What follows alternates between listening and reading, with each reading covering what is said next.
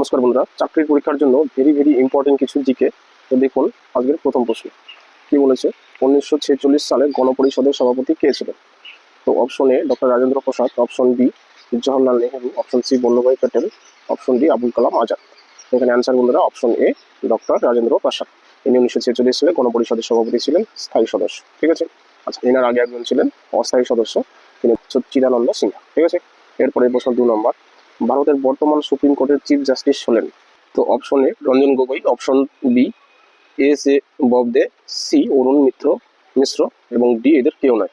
এটা কিন্তু অপশন বন্ধুরা ডি হবে। কারণ কি, এখন যিনি আছেন তিনি হচ্ছে সঞ্জীব খান্না, 51তম বিচারপতি, 2024 সালের নভেম্বর মাসে শপথ নিয়েছিলেন।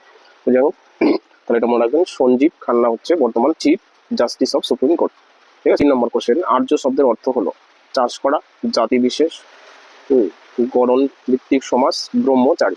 এর উত্তর হচ্ছে বন্ধুরা অপশন বি, অর্থাৎ আর্য শব্দের অর্থ হলো জাতি বিশেষ। ঠিক আছে।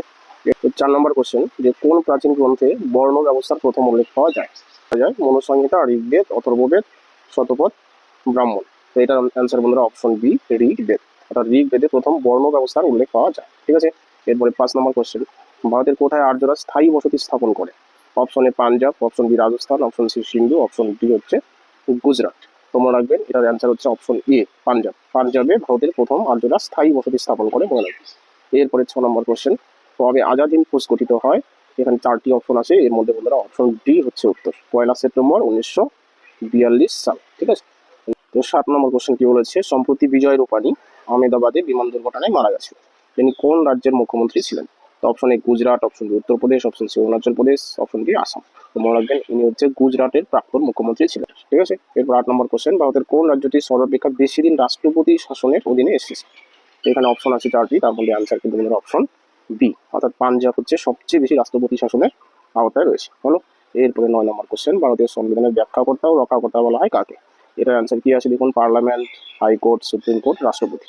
এটা কিন্তু বন্ধুরা সুপ্রিম কোর্ট, রাষ্ট্রপতি কিন্তু হবে না। ঠিক আছে। ভারতের সংবিধানের ব্যাখ্যাকর্তা এবং রক্ষাকর্তা হচ্ছে কি ভারতের সুপ্রিম কোর্ট। ঠিক আছে। আচ্ছা, এরপরে লাস্ট কোশ্চেন 10 নম্বর দেখুন।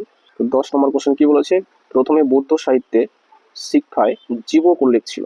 জীবক কোথায় উল্লেখ ছিল? বলি সেবায়, বণিক, রাজা না চিকিৎসক হিসাবে, কোনটা? তো অ্যান্সার কিন্তু অপশন ডি। ঠিক আছে। অর্থাৎ প্রথমে বৌদ্ধ সাহিত্যের শিক্ষায় জীবক উল্লেখ ছিল কি চিকিৎসক হিসাবে। ঠিক আছে। অর্থাৎ জীবক শব্দের অর্থ কি চিকিৎসক হিসাবে ব্যবহার করা হতো। তাহলে এই হলো বন্ধুরা আজকের 10টি কোশ্চেন। যদি ক্লাসটি ভালো লেগে থাকে অবশ্যই লাইক কমেন্ট করবেন, আর নতুন কোনো বন্ধুদের চ্যানেলে এসে থাকলে অবশ্যই সাবস্ক্রাইব করবেন। রাখছি, থ্যাংক ইউ।